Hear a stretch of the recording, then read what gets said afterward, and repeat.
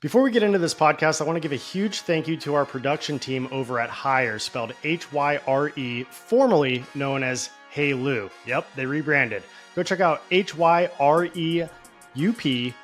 That's hireup.com to find an amazing A-plus rockstar talent VA like the ones who produce this podcast and actually serve as moving consultants at Two College Brothers.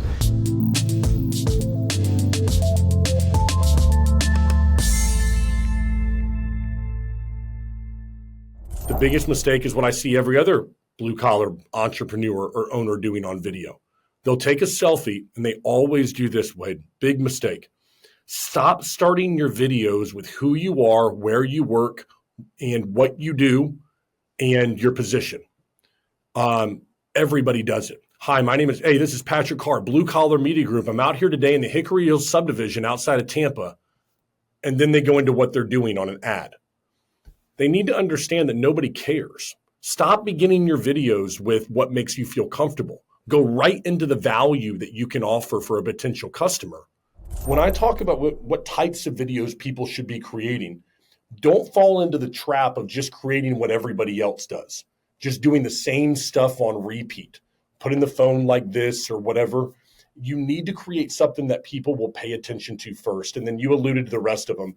You need a company story, something that lives on your website, testimonials from individuals, process and training videos to show individuals how you do business, recruiting. Why should I come work for you? What is it about your business that makes you special? These are all things that you can use video for outside of the traditional lead generation. All right, everybody, welcome back to the Grow Your Moving Company podcast. I'm your host, Wade Schweikel, owner and CEO of Two College Brothers Moving, Storage, and Franchising, and co-founder of the Moving Titan Retreat and Titan Up Training. And today's guest is somebody that has actually helped us with our Moving Titan Retreat journey. We've got Patrick Carr with Blue Collar Media, and as he describes it, he's the self-proclaimed head janitor over there, but he's also the founder and CEO of Blue Collar Media. And Blue Collar were the men and women behind the scenes of the latest Moving Titan Retreat. So if you were there, you saw them with their camera crews, you saw their AV studios set up. They were capturing real-time day recap videos that we were able to play after each event, which we've never had done at the Moving Titan Retreat, for somebody to turn around to recap videos so quickly. And later this week, we're going to be dropping a lot of amazing content that Blue Collar Media filmed and captured and photographed at the most recent Moving Titan Retreat. But Patrick, I've been blown away by how good your team is. You've got a whole team that has, you worked on every cycle from the beginning videos. We did a shoot day out at the resort several months in advance. And then everything leading up to the Moving Titan Retreat, including the day of, the photography, the videography, the editing. I mean, it's all been on point, and you've got a pretty impressive portfolio on your website of other blue collar and home service industries that you've captured, and that's your specialty, which is unique. I like to say niches get riches, and I love that you have really honed in and focused on the industries that we're in with home services, blue collar, even white collar, but with blue collar roots, making blue collar companies look like they are Fortune 500 corporate companies. So in your own words, if you don't mind just kind of bragging a little bit about yourself and telling your story on how you got into the blue collar media industry and, some of the accolades and some of the things that you've accomplished on your journey. Well, man, I appreciate you very much for allowing me to be here today and have this conversation with you and your audience. I think like a lot of people out there, I fell into my industry. Moving, I don't think, is any different than other blue collar businesses that we work with. Most people don't graduate from high school or college and they're like, man, I can't wait to start a moving company. I was the person who said, I can't wait to start a media company. That wasn't even something I thought about doing. I was working for a company that funded insurance claims for contractors so they didn't have to wait on the money from State Farm. And I found out they didn't have the money to do it. So I was out there on social media selling this product, Wade, and then I found out that they were no better than the State Farm and other insurance companies to pay out claims. And upon learning that, I quit, but I had no idea what I was going to do. I communicated what was going on to all the contractors that were reliant on that service. And luckily, two of them said, Patrick, why don't you help us out with social media? Why don't you do some videos for us? Now, that previous company, I had a videographer, but they didn't know that. And so I just said, sure. I needed the money very badly, had no idea what I was going to do, had never owned a camera or a piece of lighting or a mic, zero before in my life at all. But I went to YouTube University and used my phone. And that's how I did the business for the first 4 to 6 months, was on a phone, literally editing stuff on a phone. Even if it was just an absolute disaster in the beginning. But I was fortunate enough to where people gave me an opportunity. I was honest with them about my capabilities. And from there, we were able to grow and continue to give great content and a great service over to blue collar businesses. Yeah. I always joke around, with my girlfriend. I say, what little girl doesn't grow up wanting to date a mover and show up, driving a 2022 banged up Freightliner that's been, that's got 150,000 miles on it, wheeling a hand truck, going out on a date to do a 2-hour mini. I think I talked about that a little on stage, but Yep. It's very relatable. And I think a lot of, kids don't grow up wanting to be a mover. In fact, my parents used to joke about it because they moved a whole bunch of times when I was a kid. And they said, wouldn't it be funny if one day Wade grew up and owned a moving company? And I was like, yeah, right. Yeah. That sounds horrible. But here we are 15 years into the business. But tell me a little bit about, what are some of the companies that you've helped? What industries in the home services space and what have you done for them? I want to give a huge thank you to the team that produces this podcast, and that's the team over at Hire. Now, who's Hire? You probably know them as Hey Lou. Well, Hey Lou has recently rebranded to Hire, Hyre. And their new website is hireup.com, HYREUP.com. And they've been fantastic to work with. It's the same owners, the same management. They're still doing an amazing job in sourcing amazing VAs. We use them from everything from administrative work to KPIs. They can help with emails. They're basically your assistant, your virtual assistant, and they live all over the world. They come from South America, Central America, Asia, anywhere where there's remote people willing to work. And the cost of living over there is a lot less. So you can save a lot of money as a business owner getting them and working with them to do tasks you used to have to pay in-office employees. And we all know how much of a hassle that can be. So if you're looking to get a VA like we use them for, we actually use them for sales. We have moving consultants that are VAs. They're perfect English-speaking people, extremely intelligent and hardworking. You won't regret working with Hire to find your next rock star A+ talent. So go check out HYREUP.com and tell them I sent you. Yeah, so the best way I've learned how to put it is that if you have rough hands, you're my kind of people. All right. So you're building something, you're moving something, you're repairing something, remodeling something. Those are my kind of clients. I'm not working with AI companies or tech giants over here, manufacturers and people like that. Blue collar work are the people that I want to make look like rock stars.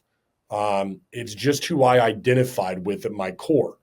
And when I started doing this, I thought there has to be a lot of people out there that are helping these blue collar businesses with video. And what I come to find out is there weren't any. I don't mean one, but there just weren't any in my space.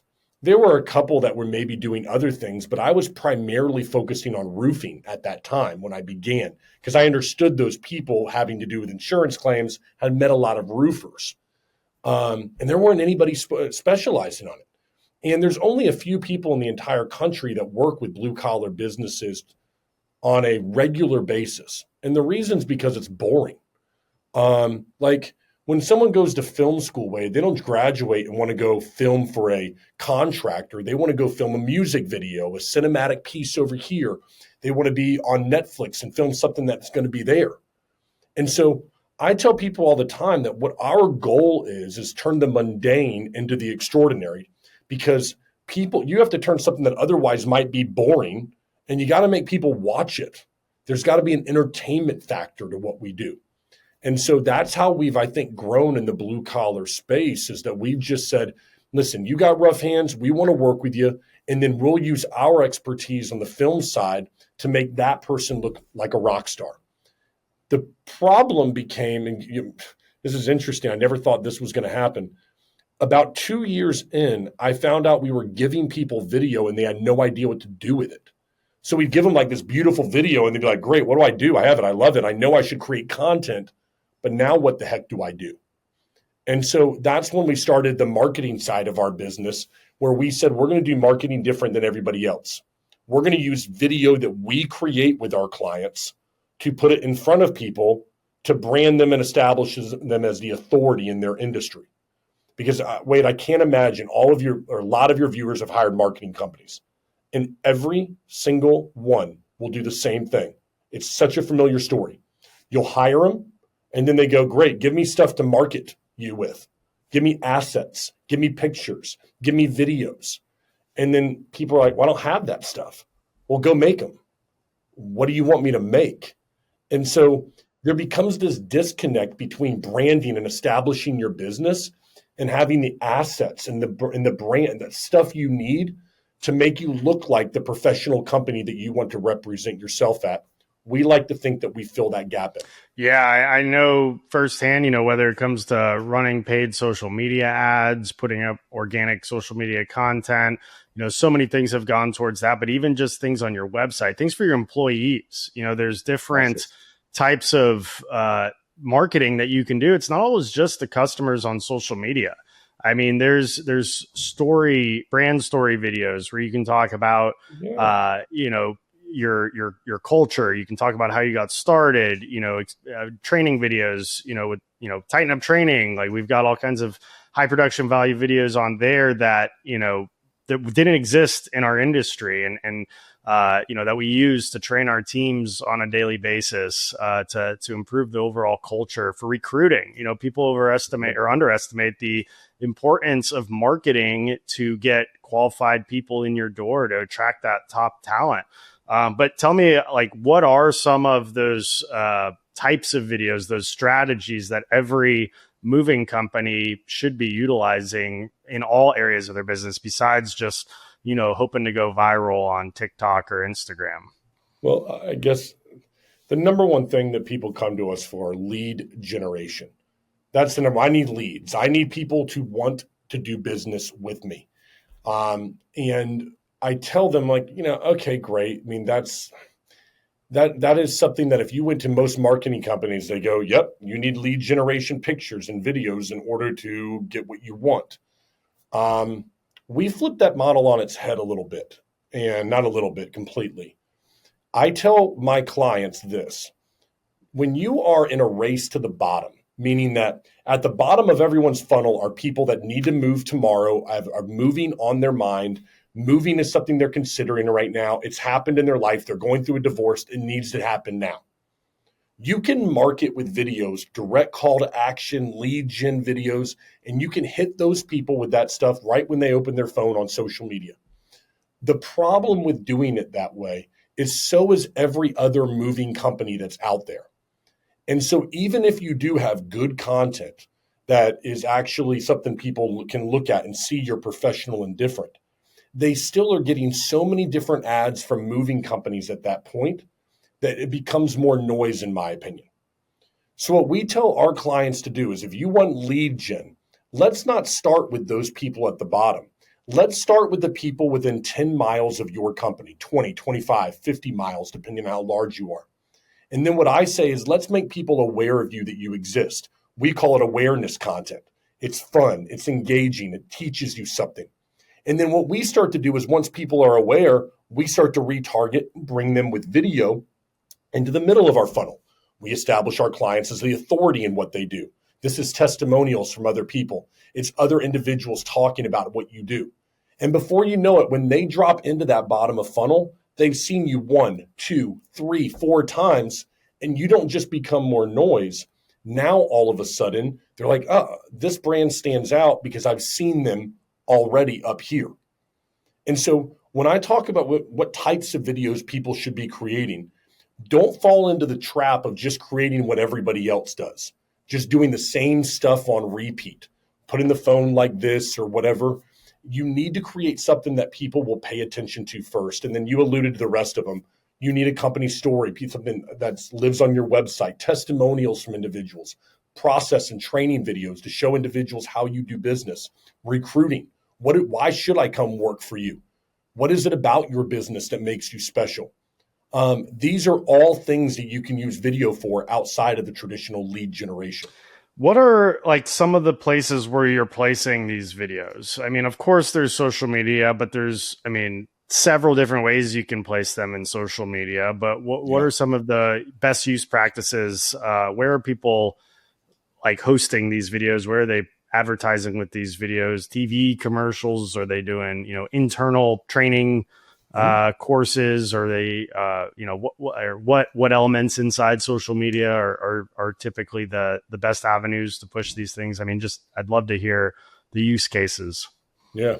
So obviously a website is important, but not as important as it used to be, Wade. More people now are researching somebody on a social media app than they are going through a website. I'll give you an example. One of the things I tell my clients is video should be everywhere your clients are, not where you're comfortable. So if you love using Instagram, then sure, you want to see your business look great on Instagram because you're on Instagram. But you're like, I don't use TikTok, so you know what? I'm not going to put my business there. But your client, your potential client, if they see your truck, you give them a presentation, they see you on Google, and they decide they're going to do a little bit of research on you, they're going to go to some place that they are comfortable. So wherever you're going to use video, you need to make sure it's among all top 5 platforms, from your TikToks to your Instagrams, your Facebooks, to your LinkedIn's, and there's another one that I'm missing. Did I say YouTube? YouTube, right there. Because the person, you're going to get one shot with them. But here's the great part for your viewers.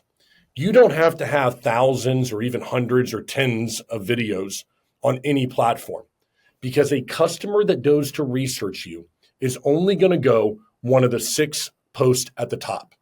They're not going to scroll. They're going to pick a video. They're going to click on it and they're going to go, yeah, okay, this seems like somebody I want to do business with. And if it is, that'll confirm their buying decision. And so what I tell my clients is, great, run lead gen ads. We can do paid advertising on Meta. You can do paid advertising on YouTube. Those great places where you can use video. But don't neglect the places that are organic, where you're just posting content. Because as soon as someone sees something that you paid for, whether it be Google, wherever, LSAs or large language learning models like a ChatGPT, what are they going to see when they research your business? Use video in all of those places. What are some of the mistakes that you see a lot of, whether it's moving or home service companies doing when it comes to video? Say they're doing some, but what mistakes are you noticing? Well, they're doing the same thing that everybody else is doing. Like everybody has the same exact thing. When I made my presentation there at Moving Titan, I had just put in, I need a moving company into Google and moving companies into Instagram. And of course, then I got retargeted with ads all the time. And I was just noticing that all the ads look the same. It's a guy with a truck, thumbs up, there's an offer, call today. You need it. Like, it was the same exact stuff on repeat. And if there was a video, the biggest mistake is what I see every other blue collar entrepreneur or owner doing on video. They'll take a selfie, and they always do this way. Big mistake. Stop starting your videos with who you are, where you work, and what you do, and your position. Everybody does it. Hi, this is Patrick Carr, Blue Collar Media Group. I'm out here today in the Hickory Hills subdivision outside of Tampa. And then they go into what they're doing on an ad. They need to understand that nobody cares. Stop beginning your videos with what makes you feel comfortable. Go right into the value that you can offer for a potential customer. And then later, if you want to give them an authority statement or credibility statement about who you are, go ahead and do that. But I see that mistake a lot on video right now. People just begin with their credibility statement, and I'll scroll right past you if that's the case. Yeah, one of my favorites is, "Hey guys," starting it off with, "Hey guys." Or I wanted to put together a video today. No crap, you want to put together a video today. That's why we're here right now. And so I will do this with our clients. I'll be like, okay, let's go ahead and do that. And they'll play it out and they'll say, hey, they'll go through it. And then they'll say something that matters. And so if you want to, just edit out the front part and go right to the thing that matters that you wanted to show somebody to bring them value. Because sometimes it can be just about making yourself feel comfortable, right? Because we're not made for a camera. We're not made for social media. I would never just walk up to somebody and go, do you need video content? Like, I would never just go into a question about it. I would introduce myself. Hey man, how you doing? I'm Patrick. Yeah, I'm Blue Collar Media Group over here. I wanted to come over today. Like, that's how normal humans should speak. But when you're talking about social media and you're talking about grabbing attention, we really have to start to change how we look at communicating with the camera. Yeah. How many seconds would you say that hook would be, to capture interest? Because there's this guy that I've seen on social media. I don't even know if I follow him, but I've watched several of his videos, and he's like a car salesman, and he's an older guy. I mean, when I say older, probably, I don't know, 50s or 60s. You can tell he's been around for a while, and he starts all of his videos off with like, maybe it's an attractive female, or maybe it's like a viral clip of somebody ranting about something, or maybe it's somebody getting, falling on their face, in a funny way. And then he like rolls into, ties it in like, if you need a new car, then come on down to, Billy's car lot or whatever, whatever it is. Exactly. But like it captures that attention, like right off the bat. It might be like, a bunch of kids on spring break and somebody gets a pie in the face, and then he jumps at like, don't make that same mistake when you buy your car and feel like you got slapped in the face. Like, yep. But like, what would you recommend as like a hook, or like, is it like a 3 second, 2 second, 1 second, 5 second? Like, is there like a sweet spot there to, before you jump into whatever you're trying to do with the goal to kind of hook them? Yeah. And I'm very I've gone back and forth, like even the last couple of weeks on hooks. Like for the longest time, Wade, we've been taught like you've got to hook somebody in a couple sentences and have something that catches their attention. And we've been watching this with ads that we're running right now. And what I'm finding is very unique right now. I think there's been a shift in the past 6 months to a year on social, in my opinion. People will disagree. But I believe that there are more people gravitating towards authenticity now than before, because we got shown so much flash over and over again. I saw this conference it was in a different industry, and it was like two girls in a bikini, and they were like holding up flashcards talking about the conference. And I found myself going, I don't want to watch any because I know it's a gimmick. It's like I'm being fooled right now into watching this. And I felt that way. And I think that a lot of people are just tired of the gimmicks, I think that I'm taking a guess. It's more than just me. It's people who consume content or open up their phone. What we've begun to do is to tell our clients this. Instead of worrying about that hook, I need you to consistently be who you are. Because if we're going to create content together for a long period of time, it is going to be painful for you to try to be somebody you're not every day. Or every time that red light turns on, or that we put a camera in your face. And it just becomes like they have to be like that used car salesman. They'll be talking to us, and then they go, and this is Patrick Carr with Patrick Carr Movie. And I'm like, whoa, where did that guy come from? And so I think there's a real value, not just in the hook, yes, but try to be authentically what you are, because hell, half the people aren't going to like you anyway. They might as well not like you for the real you rather than the used car salesman you. I want to take a second and tell you all about Tighten Up Training. As a co-founder, we've spent months and months and months and a lot of money pooling together resources from some of the best moving companies in the world. And we're excited to bring this to an online platform available to any mover to use at an affordable price. Tighten Up Training has over 200 videos, including mover training, your highest turnover position, so that you can reduce claims, streamline operations, give your team the tools to perform at the highest level of service that generate repeat and referral business and allow you to charge higher prices, as well as sales training, marketing training, business development, leadership. We're adding more content as we speak. We've got legal training in there. We've even got door-to-door training for the moving industry, thanks to Lenny Gray at the Moving Titan Retreat. We've seen a massive explosion of moving companies jumping on to Tighten Up training since the last retreat, and people are loving it.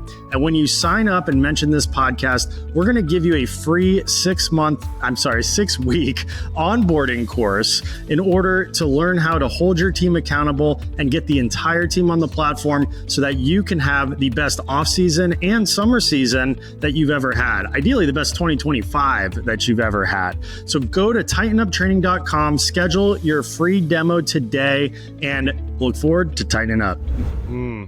What would you say is the best way to get more comfortable in front of a camera? Because I catch myself doing it where, I'm like having a conversation with somebody and then I, pull up the camera to say some things. And I just feel like sometimes this like face comes on where it's like, I'm trying to practice getting better with being authentic. But I think when that red light comes on, when that camera turns on, people just have this like natural reaction to put on a face and like, be this person that they think they should be. But like, how do you overcome that?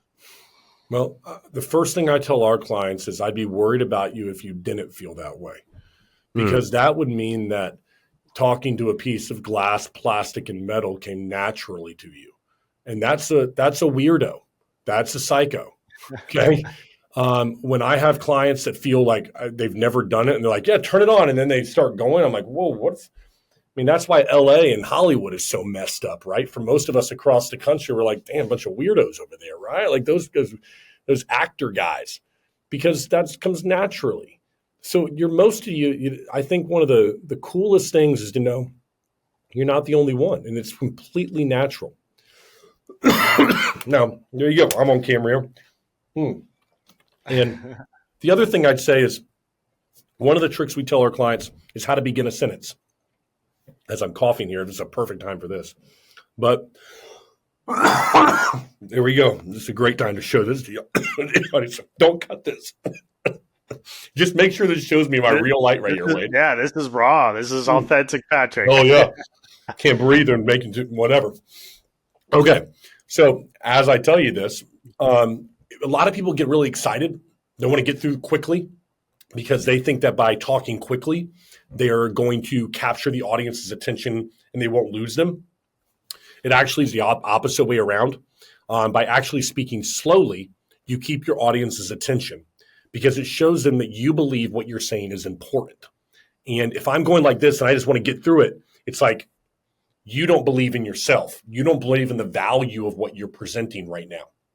So to do that, let your first word be a breath is our best piece of advice. So if I was talking and I wanted to give an answer to, we're doing this is funny. Over here, we're doing this commercial with fake money. We were doing it for somebody. So we had this fake money, right? And if I was going to go, here's your $10,000. And I was going to say it in an excited way. Like, here's your $10,000. Or you can let the first word be a breath. Here's your $10,000. If you continue with that breath out, you'll end on a low note, and that will establish authority on camera. And it slows down the rate of speech if the first word is as a breath is coming out, not holding it in and then trying to speak a bunch of sentences in a row, trying to be quick. So a lot of times, Wade, we'll tell clients that, calm down, breath in, breath out as you start to speak. I think that's good practice, really, in any situation too. Yeah. Negotiations, delivering a talk. I think those pauses can really drive a point home. Silence, yeah, is very powerful, very uncomfortable, but very What's powerful. your opinion on like long form versus short form versus edited content versus just talking to a camera versus putting pictures or graphics or images or B-roll overlaid to talking a camera, or just like raw, just 3-minute reel of spewing out an idea or some kind of combo, do you recommend a little bit of all of it and kind of see what sticks, or is there one that you like to lean into? For me, I think that, again, when we sit down, I'll give you the same advice we give clients, which is, what are you good at? What do you want to do? Because inevitably there's some kind of content that you consume as a viewer. For me, I love long form podcast. So in the perfect world, I like doing long form content because that's what I consume and I like it. I've got it on in the kitchen. I have it on, my car. That's just the kind of person I am. Short form, 20-second, get to the point stuff, I'm not very good at. So I don't like doing it. But what I understand is that not everybody consumes content like I do. And so you have to step away from what you're comfortable with, and you have to think in terms of your consumer. What are they going to watch? And it's uncomfortable. It seems forced. But what you're attempting to do is you're not trying to sell or anything. It's not cheesy. You're just trying to reach your customer where they consume content in the way that they do. And you know what? You can do things like break apart long form into short. You can take pictures. All that stuff is good. But try to think about it like your consumer, like your customer would, and appeal to them, not just yourself. Because if so, I would just do monologues all the time for 30 minutes and just ramble on. Yeah, and that's a great point, finding out who your avatar is and going after them, because you've got Gen Zers that are, this TikTok generation. They want something, that's as quick as possible. But then you might have, your dad or your grandpa listening to AM talk radio, which, I've got an old soul and I listen to AM talk radio sometimes, but, Yep. but sometimes, I'll be scrolling and I only got a few minutes. I don't want to sit through and watch an entire thing, on a reel. I want to see something get straight to the point to get that dopamine going. But Yep. what do you find, our ideal customer is typically somebody over the age of 35, could be even, an elderly or senior person. It's somebody who's affluent, somebody who owns their home, 3 bedrooms or larger, household income over $150,000, leans towards females. Typically, that's who, more often than not, the average ideal customer, the female of the household is making the decision on hiring a moving company. They want to make sure that they feel safe, and females have that instinct about them where they can kind of figure out who the good guys are and who the bad guys are that they get weird vibes from. What would you say? And I'm sure a lot of home services have this same avatar of a customer, and if moving companies, if you don't have that as your avatar, then you should strongly consider it. It took me a little while to figure that out, because in the beginning we thought it was college students, and that was not a sustainable business play. Hence the name Two College Brothers, but hey, it stuck and we ran with it. But what would you say the average ideal customer that kind of fits that demographic, what are they consuming when it comes to video content? Like what platforms, what methods? So I'm going to answer that in a slightly different way, if it's okay with you. What I think a mover should be thinking about to reach that person, all right? Because I think this is something any of your viewers and listeners could do right now. Act like you are your potential customer and go through the journey. Because I did this, I know I did it with my company a couple months ago and it's terrible. But think about it. They see an ad on Meta. What do they have to do? Fill out a Facebook form? Do you think somebody who makes $200,000 a year feels comfortable giving out their information to Facebook on some form that pops up on their phone? Probably not. Okay, so what happens when they do fill out that form? Do they get an email automatically from you? Do they get a phone call? Do they have a time that they had to schedule? What happens for that customer? And I want you to think about it. How can I make the experience right from the beginning so easy, so just effortless, that when I talk to them, they're like, man, if it's like this in the beginning, I imagine my move is going to be exactly like that. But we don't think about that. We think about, well, we offer a great product. Okay, you offer a great product, but what's going to be that transition from that person being a potential customer into a customer? Because if you make it very easy on me, and I feel like I'm getting that white glove service for somebody that's the clientele you're talking about, that kind of avatar, you're going to stand out in the industry. You're going to be different. So if you want to reach that person, look at your customer journey at the beginning. I promise you, it'll be an eye awakening for you right there. Yeah, I love, I talk about it a little bit in my book, but I love really studying the demographics.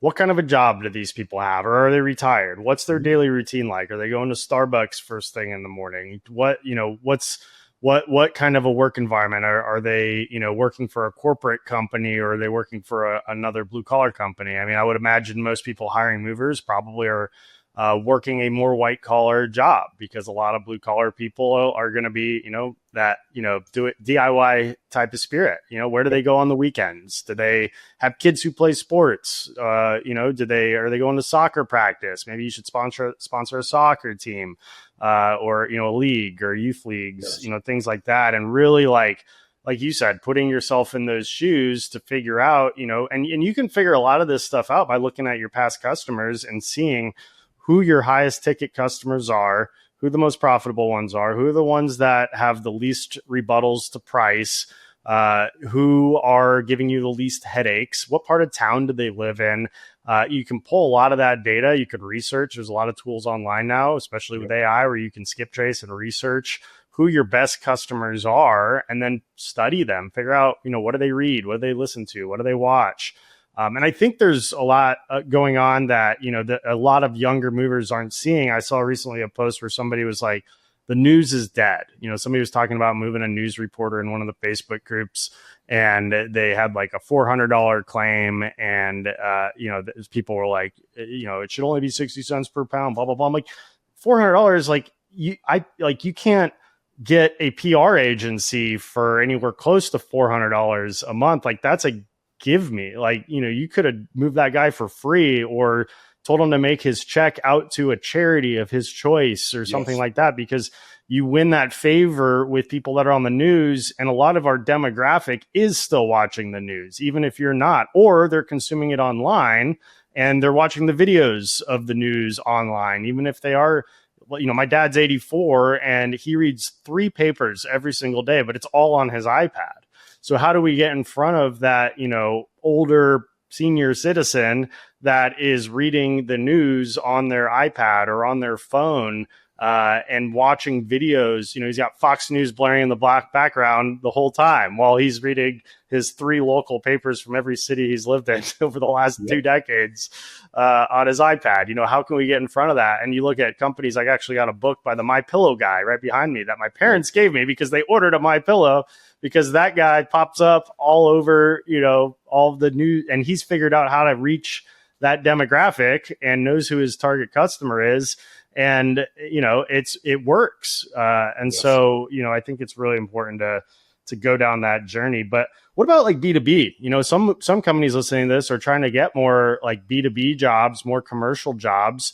And you're in the B2B business. You're going after business owners, especially in blue collars. What are you doing with your own strategies with video and media to connect with the B2B market? Well, I think one of the big mistakes that people who want to reach other businesses make is they think that it's a crowded field, and it's not. There are so few companies that are consistently generating content and then putting that content in front of potential customers that, in my opinion, is what I call it's a blue ocean out there for people. And one of the things that holds some individuals back is they go, well, there's not how would I reach those people? And what would my target audience be? And, what's the video going to give me? Well, I think that what you need to do is you need to say, okay, even if you don't believe that you can reach those people directly online, what I will say about business individuals is that they're going to research your business. They're going to look somewhere for you. They're not just going to take your word for it. And they're surely not just going to take your website, which they're going to consider to be a curated view of who you are. They're going to go out there and try to look for you somewhere. And what are they going to see? A lot of B2B potential movers are losing customers, and they think it's because of price, or they think it's because of a reputation, a 1-star review they had.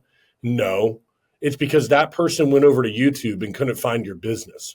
It's because they went over to Facebook, and what have you got? Like, you got some picture from August the 23rd, and that's the last thing that you have showing anything about you. So is it that business to business guy? Think like him. What would why, if you're about to pay somebody else's money, you're a property manager per se, and you're going to be responsible for what happens in that move. You want to make sure you're working with somebody that you think is going to be held accountable to what happens there. And if I see that you're not involved in your business enough to make posts, you're not involved in an online community, I'm not going to work with you because, in my opinion, you don't have accountability. And these are things that we tell you. Put yourself in that person's shoes and ask what you would do. I think educational videos go a long way too, especially when you're trying to reach those customers who are going to go and research you. They're going to want to learn about, the industry and what to avoid. What can you do with video to educate your customer base? For moving, a lot of people view movers as a commodity. They had a bad experience 10 years ago, last time they moved with whoever they found. And they just think all movers are going to rip you off and, they're going to send out a bunch of rough, people to your house. And, so if it's a necessary evil and they have to, if they're going to have to go through that again, they might as well save some money doing it. And one of the biggest uphill battles for us as movers is to educate the consumer that, listen, you get what you pay for, just like anything else. And if you're going to try to get the cheapest option, you're going to continue to have that same experience over and over again.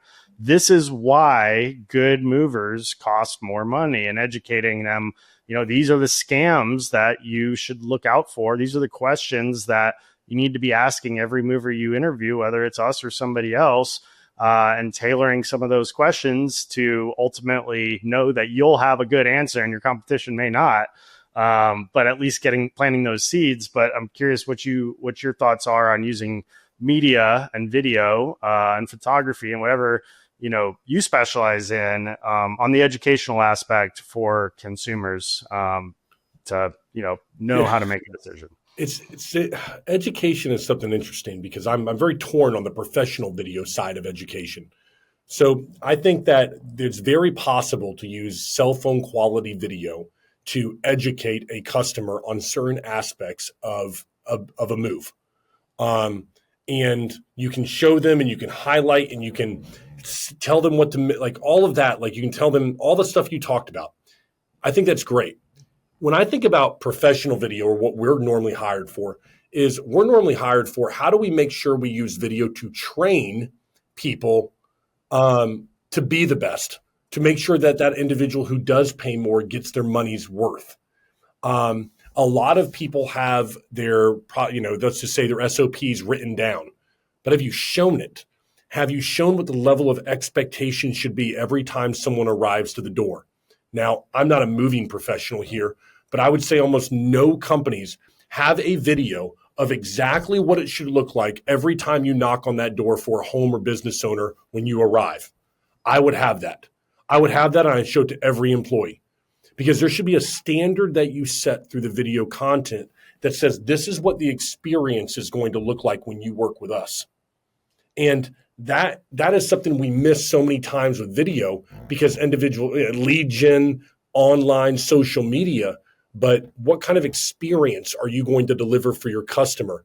Template it through video, show your people that you're a professional and care about the brand. They'll deliver a better product out there in the field. I love educational stuff, but I think a lot of that can actually be done with your phone. I love that. Most of you have heard me talk about Moversville and the power of their email marketing service that has helped us increase leads by over 112% over the last year. But have you heard of Moversville Connect?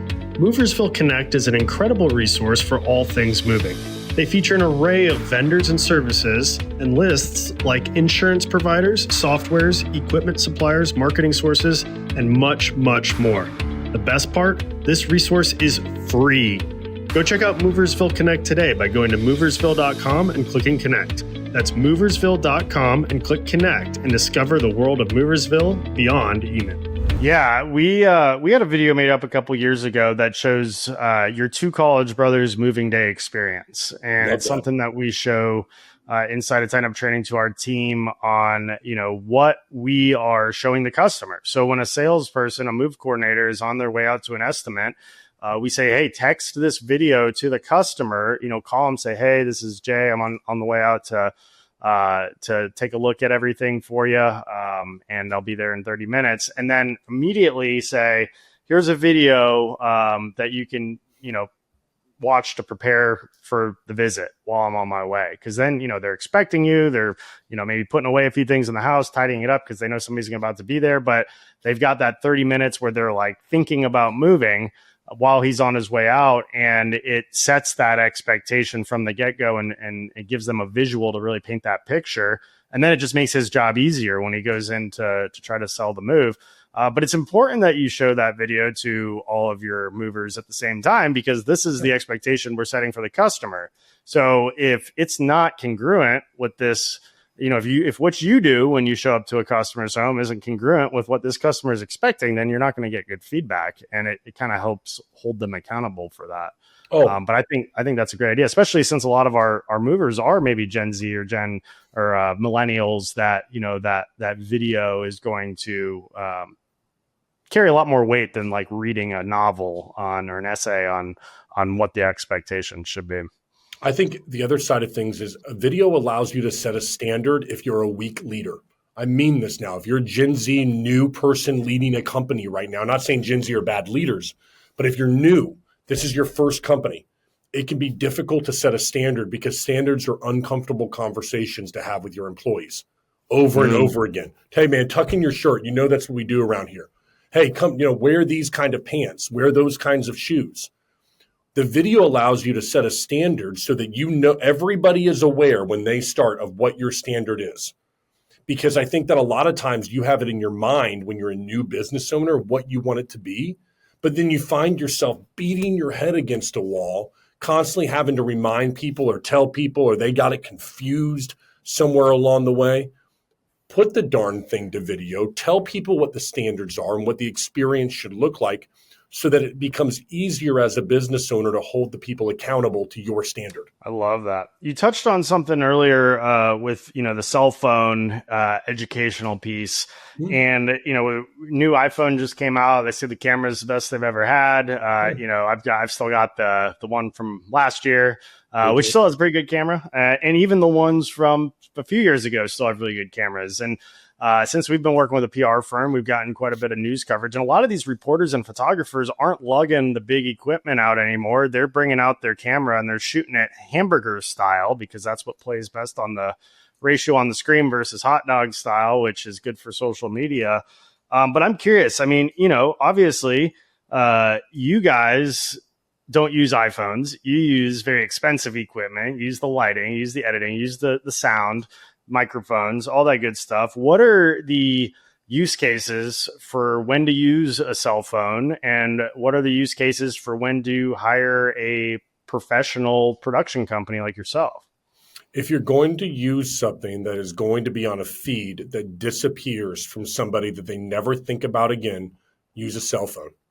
If you're going to use something where you're going to put money behind it, people are going to see it, you're going to pay to put it in front of someone. It's going to be on your website, so it's evergreen and it's always going to be there. Anytime it's something that you plan to use as more than just something someone can scroll by, I believe you should have some level of professional videography to what you're doing, some level of it. I'm not saying it has to be edited perfectly and a team has to follow you around, but the important thing about having a team with you or the lighting and all of that stuff is that it speaks to what your company represents. So if you're like everyone else, if I'm out there with a cell phone every single day and I tell you we are the most professional, we care about our brand, we do everything above board, like we do things like nobody else does, the care and attention we're going to pay to your home and to your furniture, to everything is going to be beyond reproach. Okay. But yet your content doesn't look that any different than anybody else's. So what you're telling me is you're not willing to invest in that. Everyone got stuff that looks like that. Everybody's making a promise versus a cinematic, beautiful piece that tells me that. And I'm like, wow, these people have an expectation. They've got a standard in their company of what professionalism should look like. And so that is where you use a company like ours, is when you want to be like, okay, this is what we expect and what you should expect as a homeowner or business owner when you work with us. Especially paid ads are big. If you're running paid ads right now and you're doing it with cell phone pictures and cell phone videos, I'd really recommend that you look at hiring somebody, because you're paying money to put it in front of potential customers. You're paying already. And what you're looking at is, if I'm scrolling, forget how good you think your company is. If I'm scrolling, or do you look any different than everyone else? If you don't have something that people will stop on, or in my opinion, you're vastly underutilizing your budget that you're paying to put that ad in front of people. There's more of an opportunity there than what you think. No, that's great advice. I think, kind of what we talked about before about, some of those authentic things, maybe, that you're going to put up on your social media feed, a cell phone is probably fine with capturing some of that. But I think, like, when you're training, when you're onboarding a new employee, you want to look as legitimate as possible. You want to look like that Fortune 500 company that they're coming to work for, and they're going to take that job a lot more seriously if they can see that it's high production value, and not just some ramshackle, cell phone shot training video that they're, watching. Like, if they can watch something that looks polished, then they're just it's going to, like you said, set that standard of being more polished. And I think that also speaks to a lot of the customers. But one thing I also noticed, when I'm watching TV, and I mean, a lot of people are watching, YouTube TV or whatever these days, but there's a lot of still local channels on there. We'll see the national brand commercials on TV that just are so professionally polished. They've got massive multi-million-dollar budgets, and it's got like a different feel to, those nationwide campaign commercials.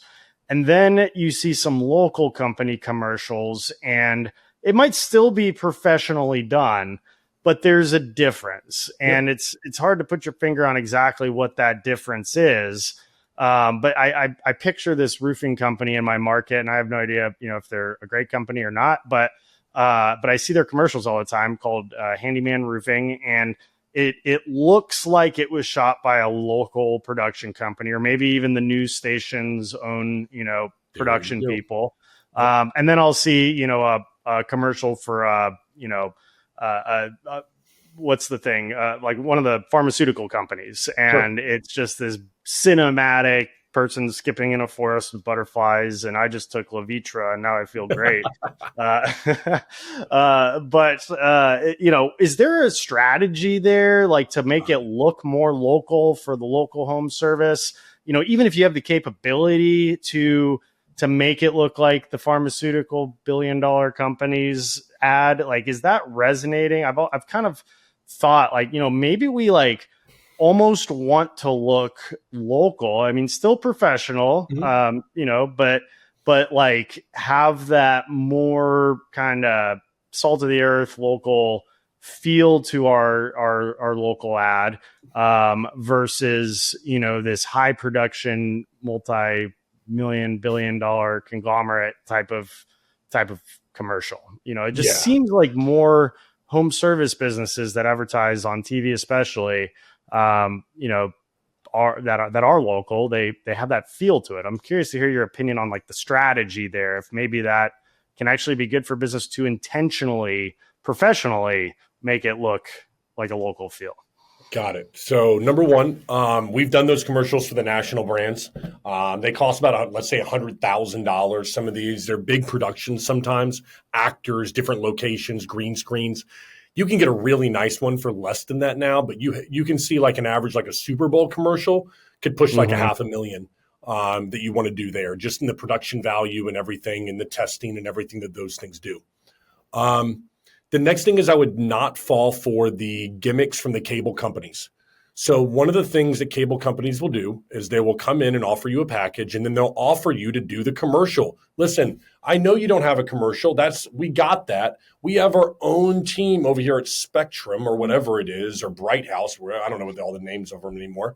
will go shoot your commercial for your company. Very cautious against doing that because they have a template. They are going out there. They got a thing that they're going to do, and it's going to come out looking just like every other local commercial there is out there. Now, they offer you that for a reason because they know that the company doesn't have content. They would never go with the package because they would wonder, how am I even going to get a commercial to put on television or streaming service right now? And so that leads me to number 3. If you do decide that that's a route that you want to go down, please stop focusing so much on what is the deal, the now. Every time it's got to be like, come on down. We got this deal going right now on betting. We can do you too. I'm like, oh boy. What I'd really love to hear for 30 seconds is this owner who can relate to me. He's like, you ever bought a bed before at a place that just and talk to them. Don't look at it like I got to grab their attention. I got to sell them, and then I got to do a call to action, and we got to have a strong ending. That's everywhere right now. I would really encourage people to talk to another person like they're your friend. And if you're going to do that type of advertising on that local television, speak to that individual in that way. It'll be vastly more impactful, in my opinion. Love that.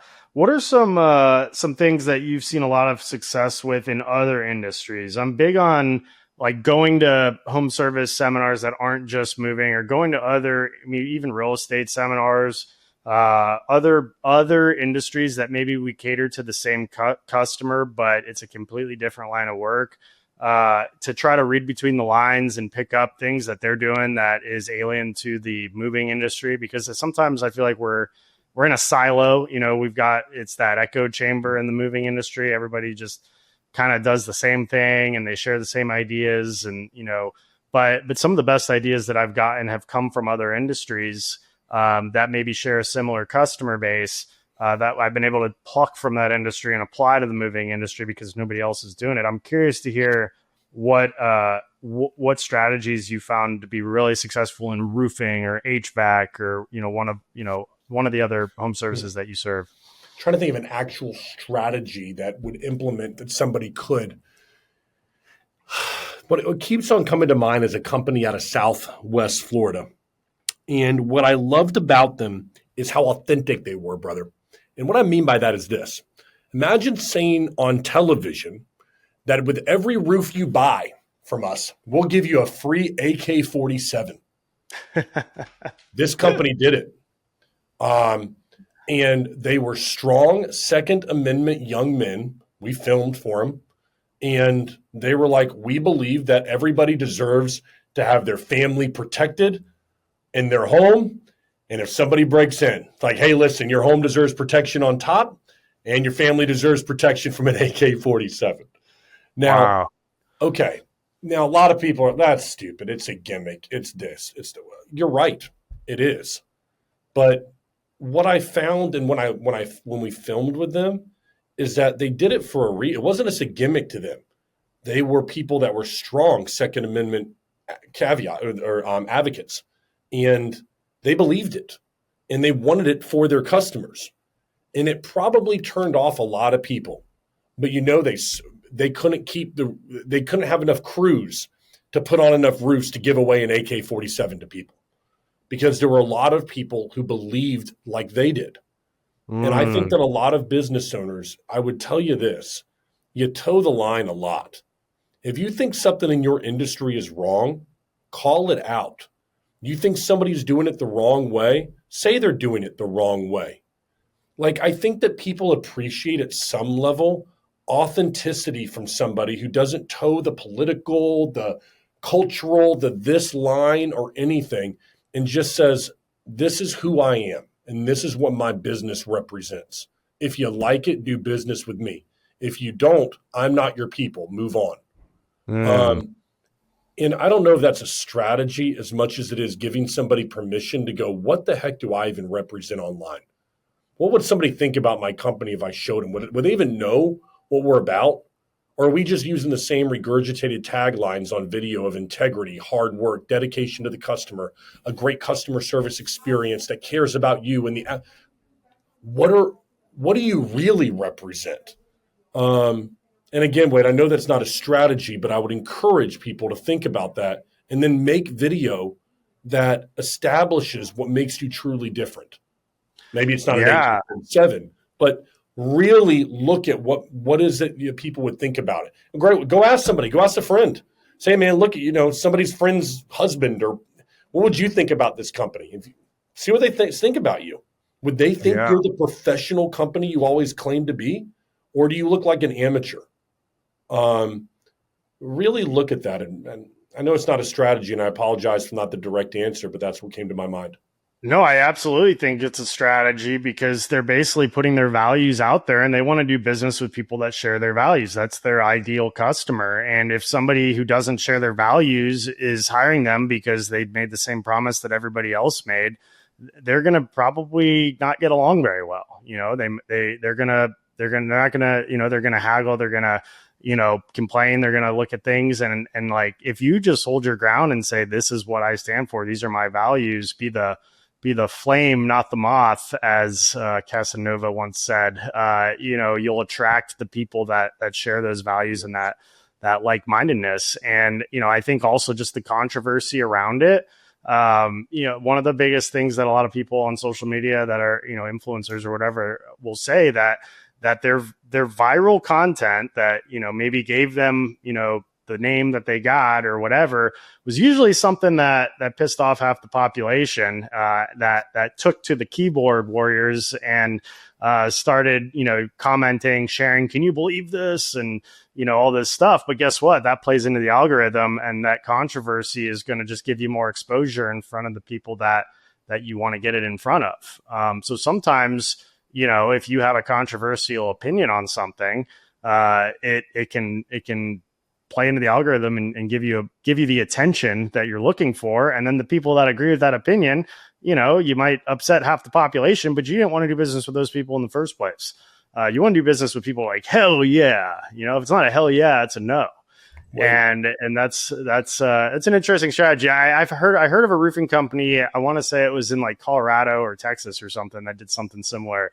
Yeah. Especially when the gun stuff was like during COVID and whatnot, when it was like a hot topic. They like leaned into it, and as long as you're not breaking any laws, it's they're gonna. I think they had more work than they could possibly handle out of something like that. And it doesn't have to be a gun, but maybe you're really into giving away a free, rainbow flag with every move, and you're going to capture that audience, which, by the way, that population is usually dual income, no kids, and tends to be affluent. And so if you're not marketing to the LGBTQ community, you're doing yourself a disservice, unless, we won't go down that road too much, but like that's a market that I think a lot of people in blue collar spaces don't realize, they need the same services, and, our color at Two College Brothers purple. So like we'll help out whoever, all money is the same color at the end of the day.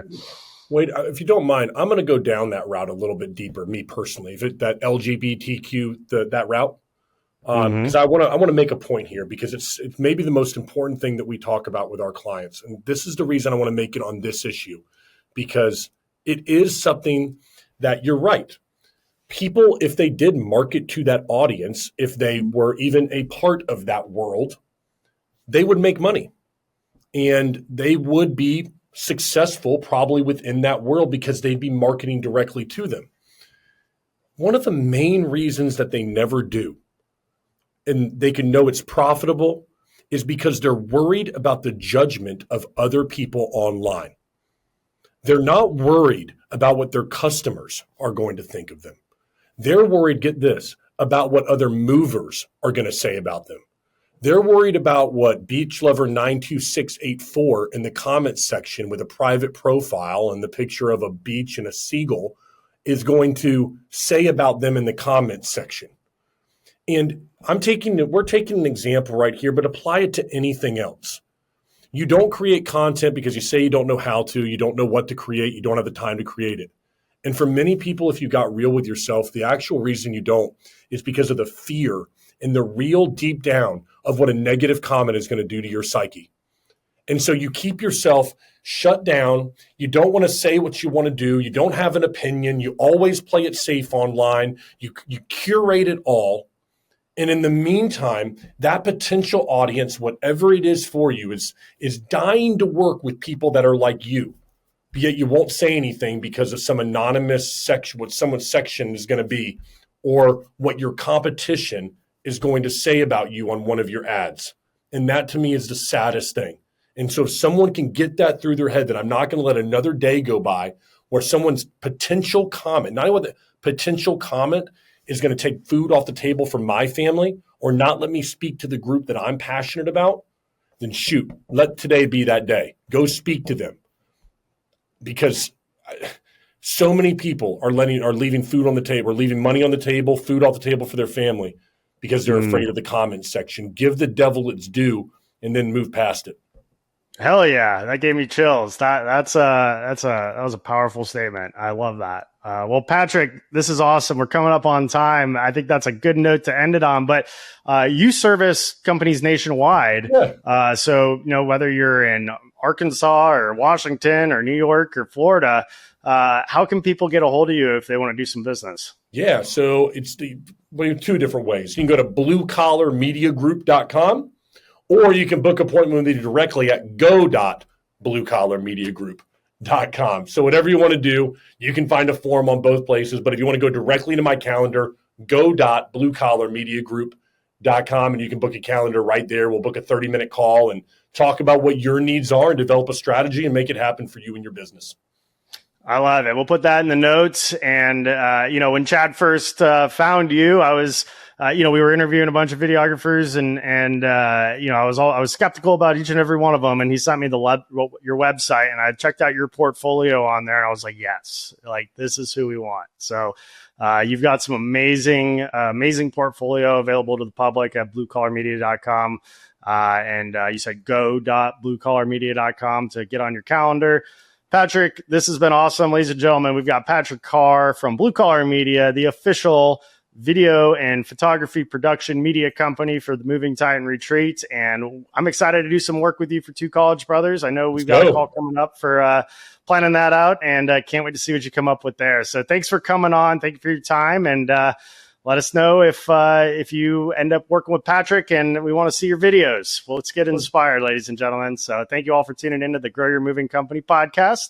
I'm your host, Wade Sweikel, along with Patrick Carr of Blue Collar Media. And until next time, tighten up. I want to give a huge thank you to the team over at Hire for helping me produce this podcast. Now, Hire is formerly known as Hey Lou, and it's run by moving company owners, and it's a VA placement agency that can do all kinds of things, from video and content editing, social media, administrative work, KPIs. Heck, at Two College Brothers, we even use them as moving consultants because they speak perfect English. Sometimes they're in different time zones. A lot of them are located in Central and South America or all over the world, and they work hard. So if you're looking to find your next A-plus rockstar talent team member, then go check out Hire at hireup.com, spelled HYREUP.com,